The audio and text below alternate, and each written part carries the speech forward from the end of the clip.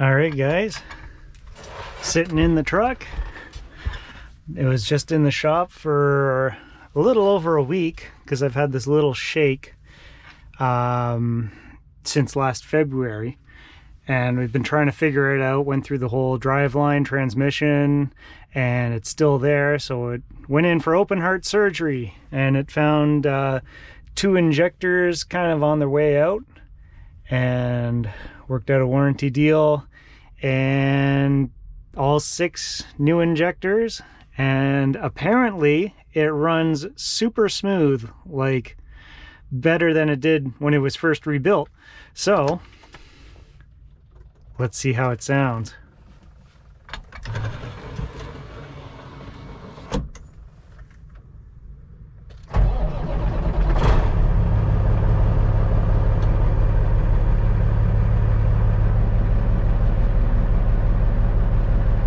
This is my little gauge of how much shake there is before it would be doing this.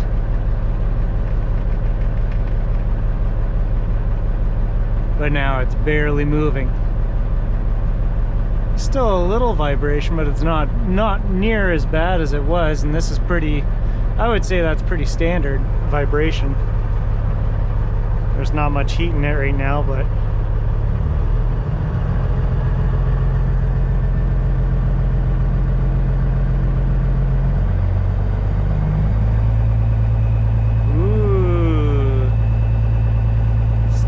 shake right there. Look at the mirror.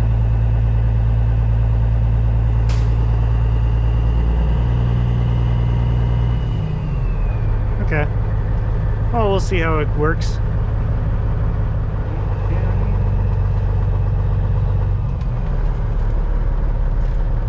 Okay.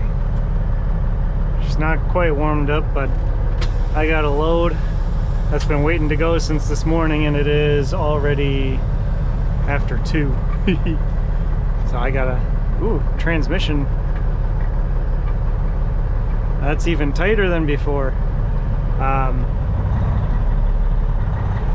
The bushings in there were changed. She does sound different even from just that takeoff. Right about here I would notice just a little bit of shake before, and it's not there. So that's a good sign. We're not going to get on it because it's still cold.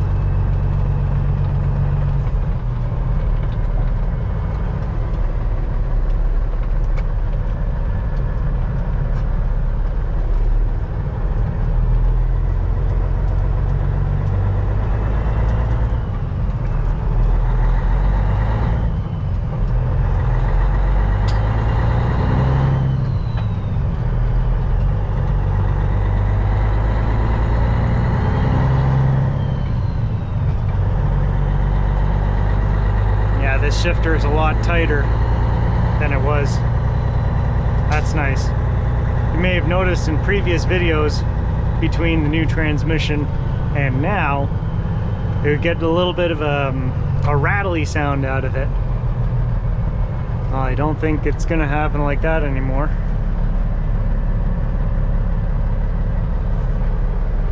Like, there's no sound at all coming from that stick, which is really nice.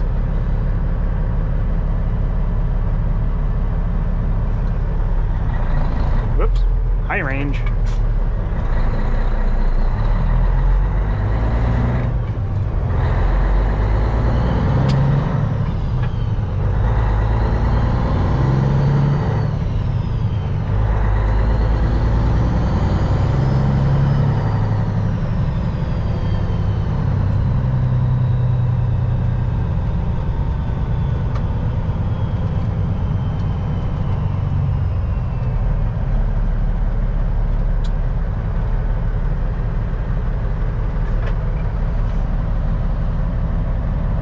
So I got this engine rebuilt 2 years ago, February, by these guys.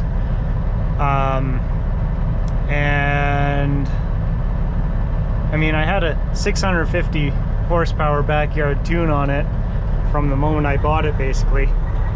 And 5 months later, popped the head gasket.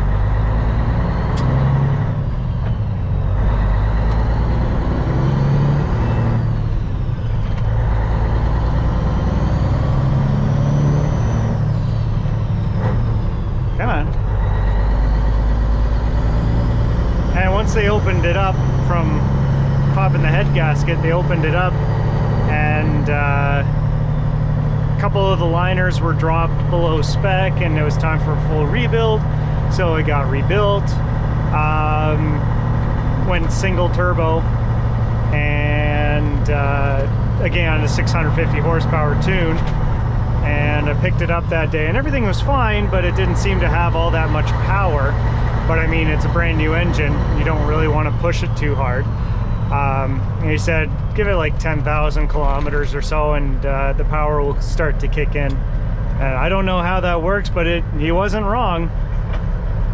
Like once it wore in, it started running better and better and better with more power. I had a front timing cover leak on it, and like there's the peanut cover on the front, and then there's a gasket around the whole timing cover, and it started leaking pretty much right after the rebuild, but they didn't touch that gasket during the rebuild process, and I have picture proof that they didn't touch that gasket. So that was on me to fix up, which is fine. I mean, ended up getting it done a year later, just kind of nursing. Yeah, this transmission feels just a little bit different. I'm not quite used to it. Yeah, I got the peanut cover fixed, or the timing cover gasket fixed. But in between that, what else has happened? I had the water pump go, which was replaced under warranty.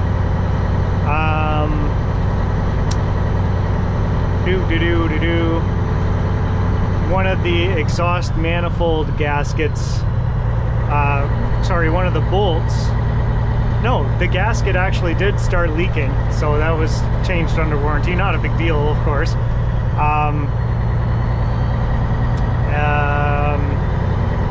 But one of the bolts, I don't know if it wasn't tightened down properly or something, but it backed off, and I tightened it down myself. That was fine. The rad was done. Was it done during the rebuild? I think so. And I haven't had a problem with that.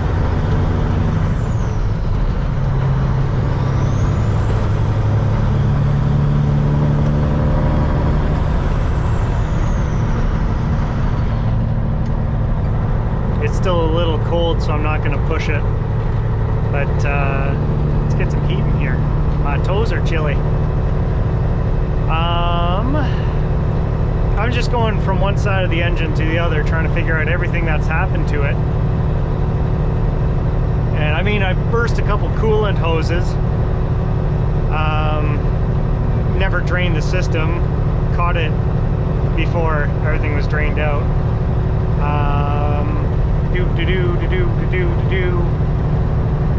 The air compressor went on it. That was pretty fun, but they didn't touch that during the rebuild, so I mean, I just slapped in a new air compressor. It was fine. A couple new lines for it. I've been dealing with a power steering leak since before I bought the truck. I've had a couple lines changed, a couple O-rings, and it's still leaking, so I'm just gonna tackle that on my own at some point. Steering box was changed. That was before I bought the truck.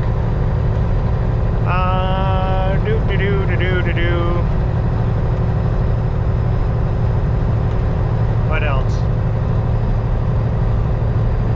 I don't know. As far as warranty work, it wasn't too bad. Like, there were a couple little things here and there, but it's held together pretty nicely. He is dragging his airlines. Hey Caravan, if you got it on, your trailer airlines are dragging on the road. You're going to want to put those up again. I can almost guarantee he doesn't have a radio on. Nothing.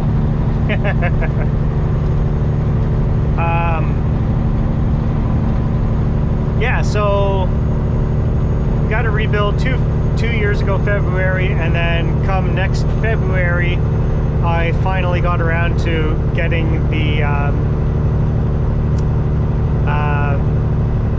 timing cover leak fixed.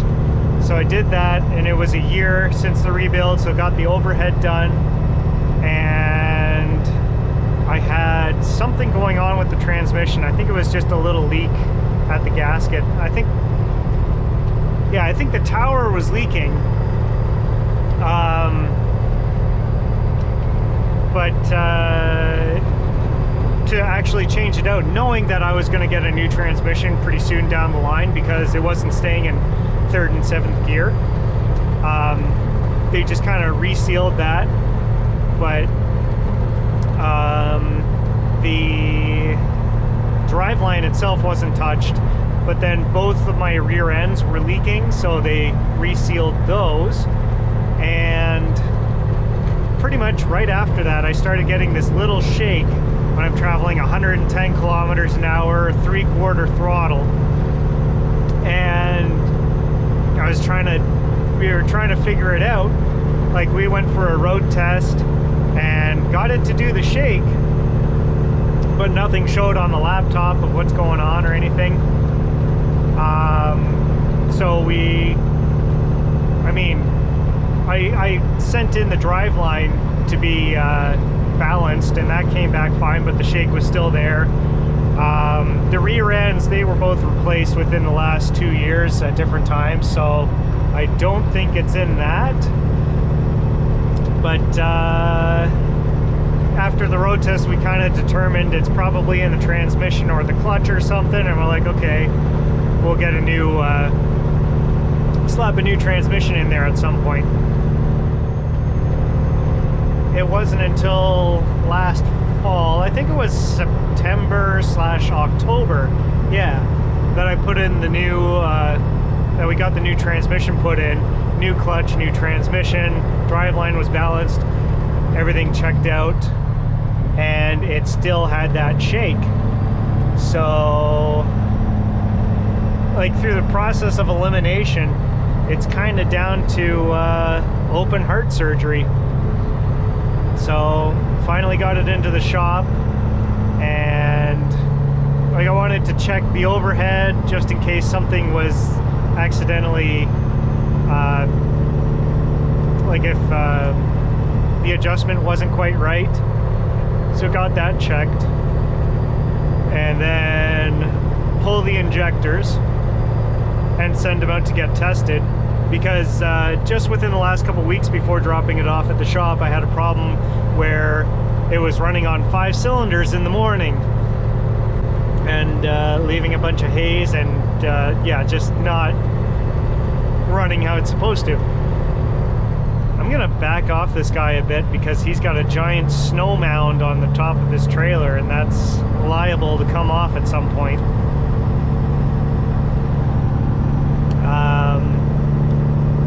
But yeah, so brought it in, checked the overhead, sent out the injectors to get tested, and they pulled the injectors, took a look inside, and 2 of the 6 O-rings were split and letting in air in the combustion chamber.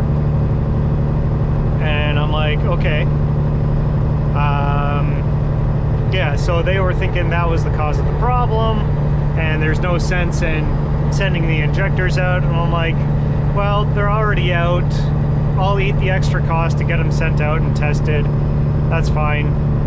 Just to know that they are 100%, because if it's because of the split O-rings, it's been running like that for about a year. So there could be actual damage to the injectors. So send them out to get tested. A couple days later, got a call back saying, yeah, 2 of the injectors failed the test.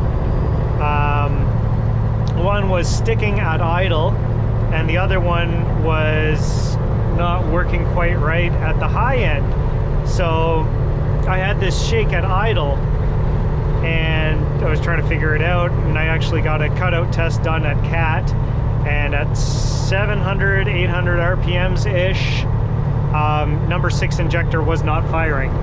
So I knew something was going on with that. But yeah, we found out that 2 of the 6 injectors were not quite right, and the other 4 had combustion pitting marks on it. So just to make it run 100% right with the amount of stuff that I put this truck through, we got all 6 new injectors. So yeah, like, I mean, so far it's running great, but I'm bobtailing on a crowded highway, so can't really figure things out right away. But once I put a load behind this, we'll figure out exactly if the problem's solved or not. I'm like 99.99998% sure that the problem's fixed, because yeah, 2 injectors failing under the exact symptoms I've been experiencing, that's probably going to be the issue, and there's not much more that it could possibly be.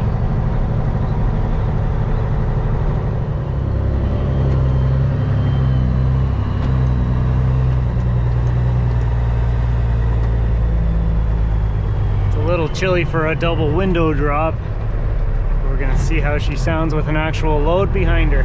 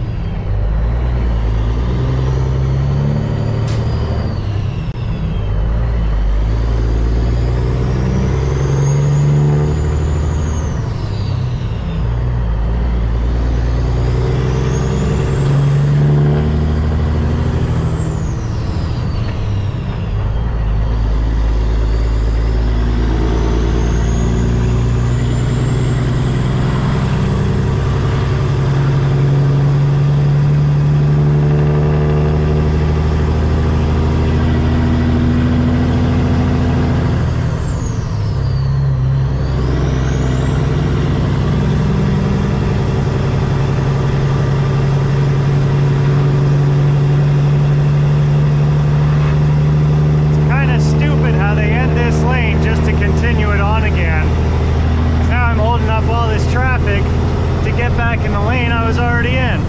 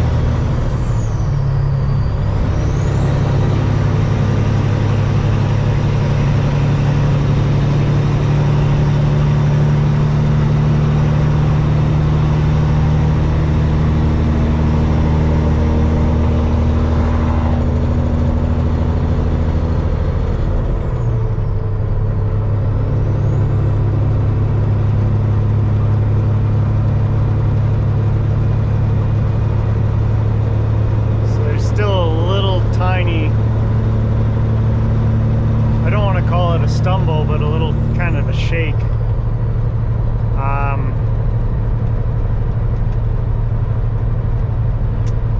Yeah. If the shake I've been having is still there, then I don't know what else it could be.